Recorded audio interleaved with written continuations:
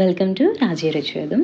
ఈ వీడియోలో మీకు ఆంధ్ర స్టైల్లో చేసే చేపల పులుసు చూపిస్తానండి. ఎస్పెషల్లీ మా ఈస్ట్ గోదావరి సైడ్ చేసే చేపల పులుసు ఎలా చేయాలో మీకు క్లియర్గా వీడియోలో ఎక్స్ప్లెయిన్ చేస్తాను.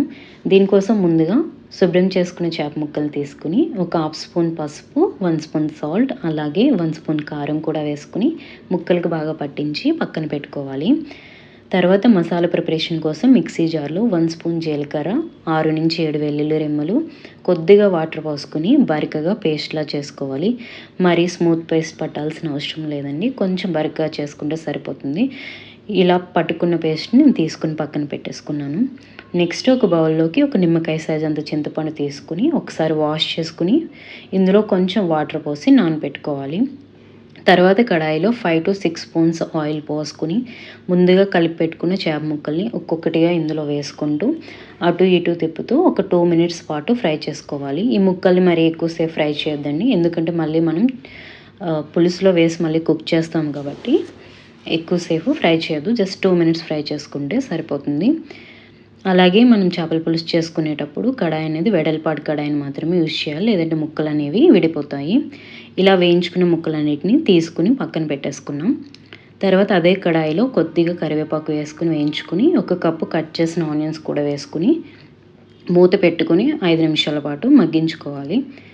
నాకు ఇక్కడ కొంచెం ఆయిల్ తక్కువ పడినట్టు అనిపించింది, మళ్ళీ నేను 2 స్పూన్స్ ఆయిల్ యాడ్ చేశాను, ఆ క్లిప్ మిస్ అయ్యింది.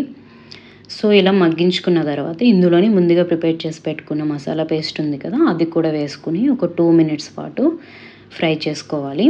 ఇలా ఫ్రై చేసుకున్న తర్వాత ఇందులోనే టమాటా ప్యూరీ కూడా యాడ్ చేసి ఒక 5 నిమిషాల పాటు మళ్ళీ ఫ్రై చేసుకోవాలి. ఈ టమాటా ప్యూరీ నేను ముందుగానే ప్రిపేర్ చేసి పెట్టుకున్నాను. ఇందులోనే ఒక 4 స్పూన్స్ కారము, ఒక హాఫ్ స్పూన్ పసుపు వేసి మళ్ళీ 5 నిమిషాల పాటు మగ్గించుకోవాలి. కారం అనేది మీ టేస్ట్ తగ్గట్టు మీరు యాడ్ చేసుకోండి, నేనైతే 4 స్పూన్స్ యాడ్ చేశాను. ఇలా మగ్గిన తర్వాత ఇందులో 1.5 గ్లాస్ వాటర్ పోసుకుని ఒకసారి బాగా కలుపుకోవాలి. ఇలా కలుపుకున్న తర్వాత మనం ముందుగా నానబెట్టుకున్న చింతపండు పులుసు ఉంది కదా, ఆ చింతపండు పులుసు తీసుకుని ఆ పులుసు అనేది ఇందులో వేసేసుకోవాలి. ఇలా వేసుకున్న తర్వాత ఒకసారి మొత్తం కలుపుకున్న తర్వాత మళ్ళీ సాల్ట్ అనేది మీరు మీ టేస్ట్కి తగ్గట్టు అడ్జస్ట్ చేసుకోండి. నేను ఇక్కడ క్రిస్టల్ సాల్ట్ యూస్ చేస్తున్నాను, 1.5 స్పూన్ వేసాను. ఇలా వేసుకున్న తర్వాత ఇది మొత్తం ఒకసారి కలిపేసి ముందుగా కట్ చేసి పెట్టుకున్న పచ్చిమిర్చి కూడా ఇందులో వేసేసుకుని ఇలా పులుసు మరుగుతున్నప్పుడు ముందుగా ఫ్రై చేసి పెట్టుకున్న చేప ముక్కలన్నిటిని ఒక్కొక్కటిగా ఇందులో వేసేసుకోవాలి. ఈ ముక్కలు అనేవి ఒకేసారి వేసేయొద్దండి, ఇలా వేస్తే మొత్తం బ్రేక్ అయిపోతాయి. ఇందులో ఒక్కొక్కటిగా వేసుకుంటూ కడాయి 2 అంచులు పట్టుకుని అటు ఇటు ఒకసారి కలిపి మూత పెట్టేసి ఒక 10 నిమిషాల పాటు కర్రీని మీడియం ఫ్లేమ్లో మగ్గించుకోవాలి. ఇలా మగ్గించుకున్న తర్వాత మనకి కర్రీ అనేది కొంచెం చిక్కబడుతుంది. ఇలా చిక్కబడినాక కట్ చేసుకున్న కొత్తిమీర కూడా వేసేసుకుని మళ్ళీ 2 అంచులు పట్టుకుని ఒకసారి మళ్ళీ కలుపుకొని ఒక 5 నిమిషాల పాటు మగ్గించుకుంటే మనకి పులుసు అనేది రెడీ అయిపోతుంది. సో నేను ఇక్కడ ఫ్లేమ్ కూడా ఆఫ్ చేసేసాను. చూసారా కర్రీ మనకి మంచి కలర్లో మంచి కన్సిస్టెన్సీలో ఎంత బాగా వచ్చిందో. సో ఈ కర్రీ అదే రోజు తినడం కన్నా నెక్స్ట్ డే తింటే చాలా బాగుంటుందండి టేస్ట్. వేడి వేడి అన్నంలో ఈ చేపల పులుసు వేసుకుని తింటే టేస్ట్ అదిరిపోతుందండి.